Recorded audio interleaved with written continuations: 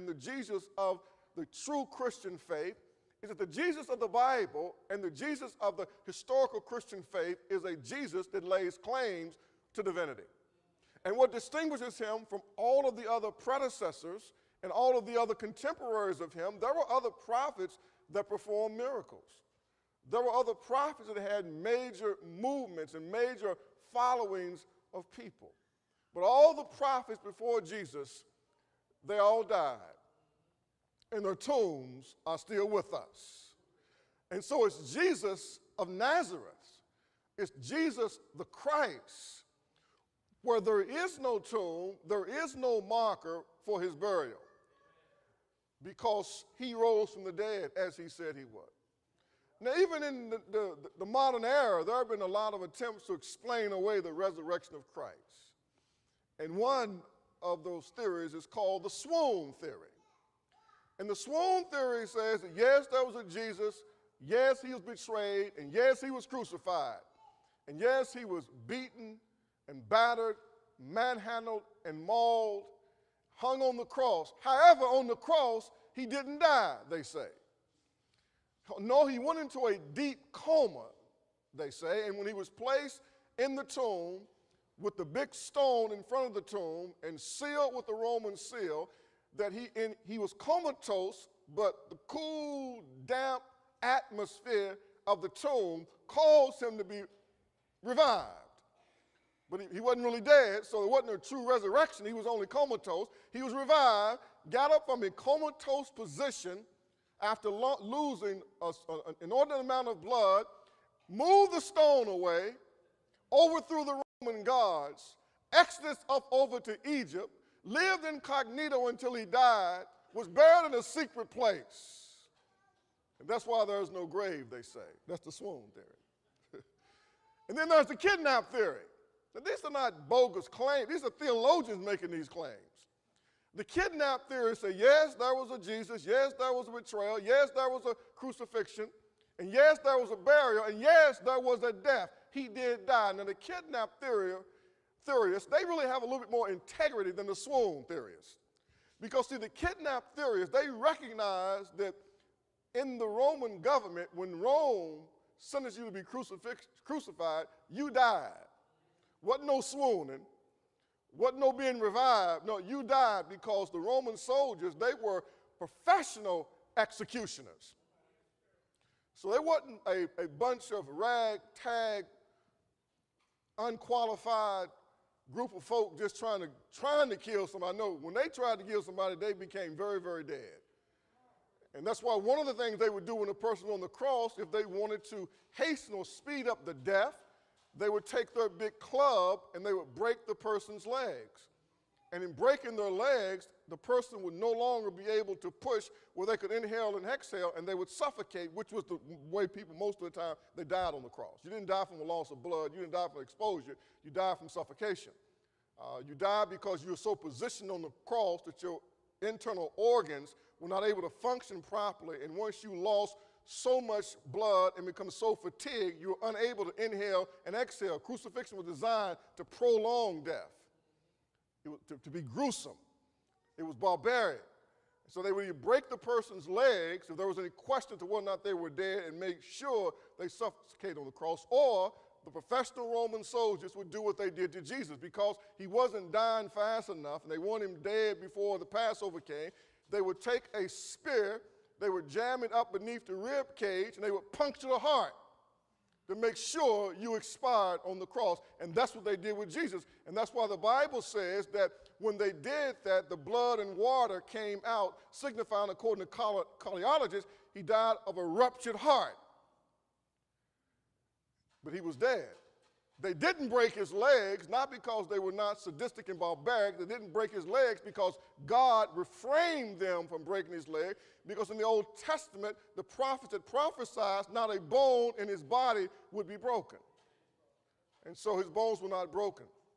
So those who ascribe to the kidnap theory, they know, now you can't pass off some bogus argument that he didn't die on the cross. No, he really did die on the cross. The Romans really made sure that he was dead. They took him away and they placed him in the tomb and they sealed it as they would do, and they set the Roman soldiers out there to guard the tomb according to what Herod had, or Pilate had told them to do. But here's what happened.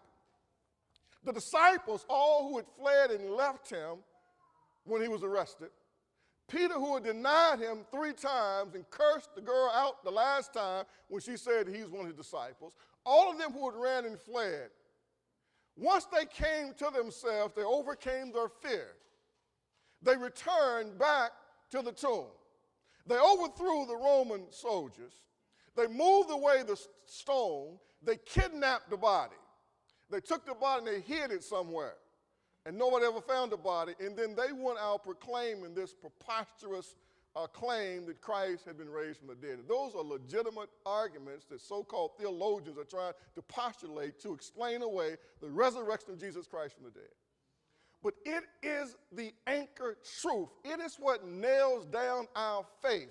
It is what distinguishes our belief system from all other belief systems. We believe that Jesus Christ was God in the flesh, offered himself up as the perfect sacrifice, and to prove his divine credentials, he did what no man could do. He was resuscitated, he was revived, he was resurrected from the dead to die no more, and he lives forevermore on the right hand of the Father. That's what we believe in historic Christianity.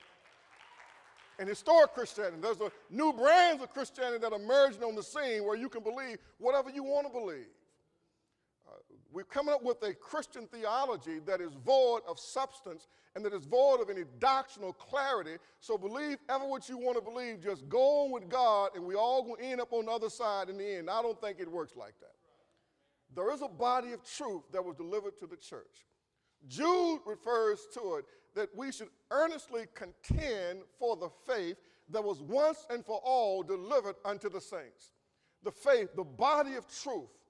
And the basic body of truth of the Christian faith is the gospel. That's why Jesus, on so many occasions, told his disciples, the Son of Man is going to be betrayed. He's going to be crucified, but on the 3rd day, he's going to be raised from the dead. That's what his life was all about. That was the heart of the gospel. That is where salvation will be wrought and brought to the hearts of sinful men. So we followed him all the way through this text for the last year and a half or so in our study of the book of Luke. And then we come to chapter 24. He has been crucified. He has been buried. Members of the burial party, some of those faithful women that had financed and supported his ministry, had prayed for him. They came back to show their final respect and to properly put the spices and things that would be around his body. But when they got there, they found that the tomb had already been rolled away. And there were 2 angels that were there, these men in these shining garments. And they said to the women, why are you looking for him here? And why do you seek the living among the dead? He's not here, but he's risen. Remember, he spoke to you when he was still in Galilee. And so now the angels remind them of what Jesus had already shared with them, that he would be raised from the dead. And they remembered his words in verse 8. And they returned from the tomb and told these things to the 11 and to all the rest, verse 9. And the words seemed to them like idle tales. Like idle tales. So these men who had walked with Jesus, whom had been at the feet of Christ, whom Jesus had taught directly, who had shared with them that he would be betrayed, crucified, buried, and raised, but when they hear from the lips of these faithful women that had went to the tomb that Christ was not there, but that he had been raised from the dead according to the angels, the Bible says that it appeared to them as idle fables. It's not much different than it is today. It's not much different than it is today. People's lives will be in turmoil. They will be going through difficulty and hardship and pain and all type of chaos and confusion. But for you to suggest to them, you know what, you really need to consider where you are in your life. And you really need to consider the claims of Jesus Christ. That he died for you on the cross, was buried and raised from the dead. You ought to yield and surrender your life to Christ. And that sounds like an idle fable. Something that is preposterous. Tell them something complicated or difficult to do, and they will give you a legitimate hearing. But share with them in its simplicity the gospel of Jesus Christ, and it appears like a fable, like a fairy tale. And so nothing is new. This will often be response to the heralders of the gospel. But what I want to always remember